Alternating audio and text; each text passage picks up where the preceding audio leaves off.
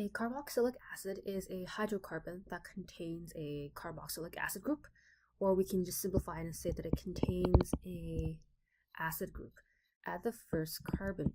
So this is very similar to aldehydes, where the functional group, the special feature of the molecule, is located on carbon number 1.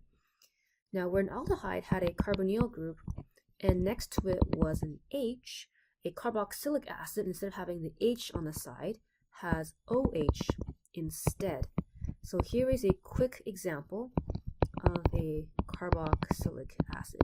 All carbons must have 4 bonds, so the rest is filled in with hydrogen. Now, carboxylic acids are also polar because of this carbonyl group here, and also because of this oxygen there. The entire molecule is polar going that way, or this way. They are referred to as organic acids because this H is the H that gives it its acidic properties, much like how you know that all acids contain an H atom. Carboxylic acids are also able to form H bonds because of that OH group at the end. If I were to draw the full bonds here, this O will be connected to an H here with lone pairs like so, and actually let's fill in the carbonyl ones too. H bonds are able to form when an H is connected directly to F, O, or N. This H here is connected to an O, which makes this H very partial plus and this O very partial minus. And so if you had carboxylic acids together, they would be able to form H bonds with each other, or with other molecules that are also able to form H bonds. And because of this very strong intermolecular force, carboxylic acids have a very high boiling point. Well, relatively high boiling point. Carboxylic acids are useful in organic synthesis in that they are very reactive. Any polarity part, special part of a molecule that is able to attract other parts of other molecules make it a very good reactant in organic synthesis. The names of carboxylic acids end in oic acid. Let's have a look at a few examples.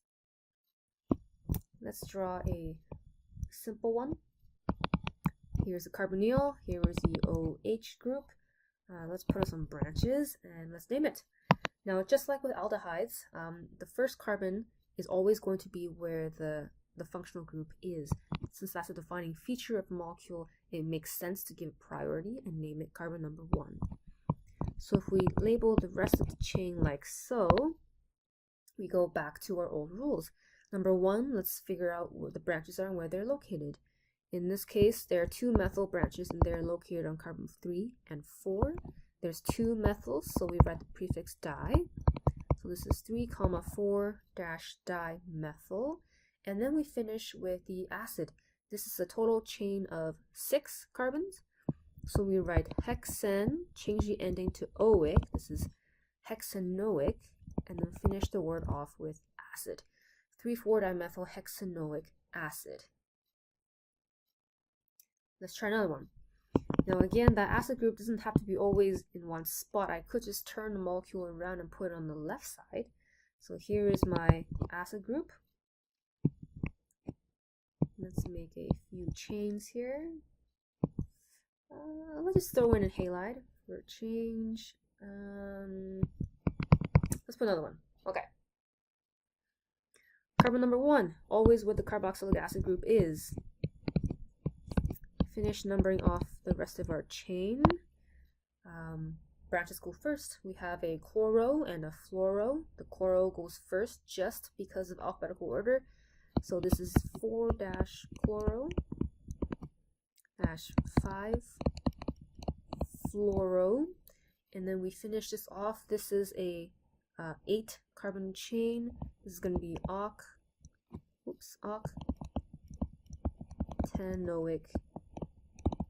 acid.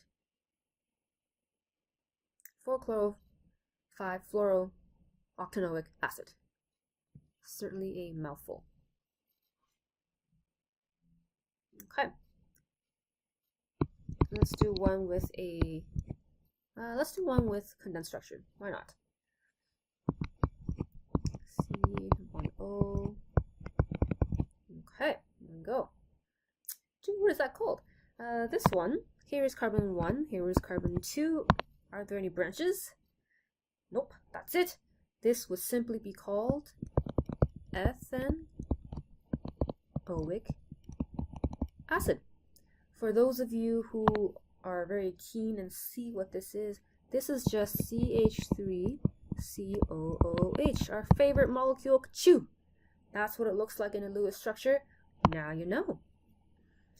Many of you back in Science 10 asked the question, why is that H written on the back instead of on the front like every other acid that we're used to? This is acetic acid, which is its common name.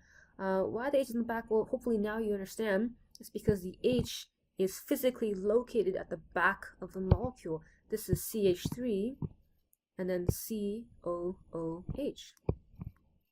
There you have it. Now you know why. Okay, let's do another condensed structure here. Let's do a longer one. CH3, CH, branch off there, CH3. CH, branch off here. Let's do a CH2, CH3. Okay, let's put the acid group right over here. Okay, final longest chain. So this is 1. That has to be 2. We can go 3, 4 down bottom, or we can go 3. We can go 3, 4 down bottom, or 3, 4 across. Which do we choose? Well, if we choose 3, 4 to go in the bottom, we hit an issue, and the issue is this thing here. What on earth would we call that branch? It's like a branch on a branch. So that would not be a good idea. Let's put this 3 and this 4. And now our branches are more obvious here. That's branch 1, and that's branch 2. Okay. We have a methyl and an ethyl. Ethyl comes first by virtue of alphabetic order. This is 2 ethyl, 3 methyl. Finish it off. This is butanoic acid.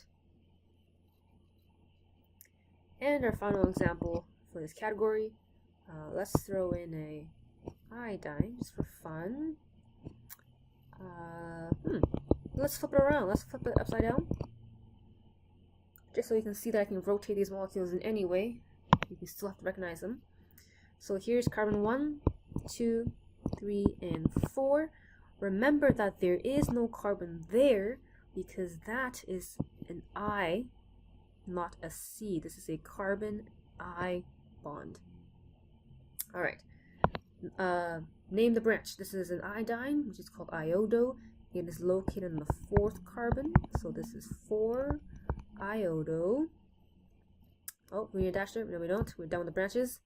Again, 4 carbons long. 4-iodo butanoic acid.